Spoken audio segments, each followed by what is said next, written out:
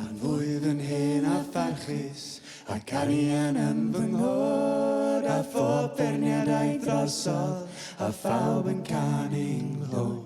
Mi bran a fyddin unig, heb ddim o flaen ei ddor, ond geiriau Aberdaron, a thonau gwyllt y môr.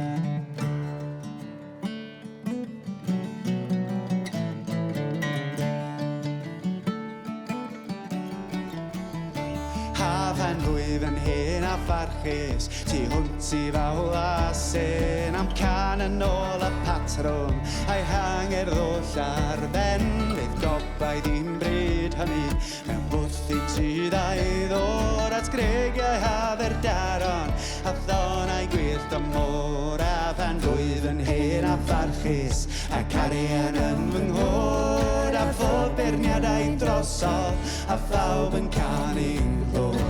Mi bran a fyddin unig, heb ddim o flaen ei ddor, ond geiriau Aberdaron, a thonau gwyllt y môr.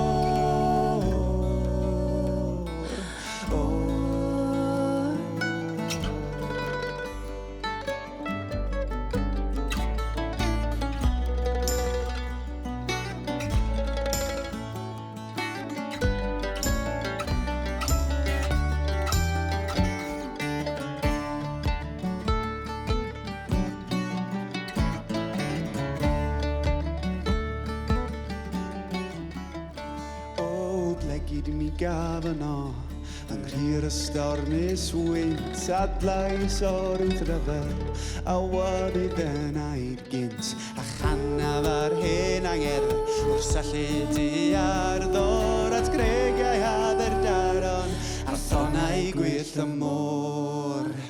A pan fwyf yn hen a pharchus, a carian yn fy nghod, a phob berniadau drosodd, a phawb yn canu'n nghlwm. Mi bran a fyddin unig, heb ddim o flaen ei ddor, ond geiriau Aberdaron, a thonau gwyllt y môr.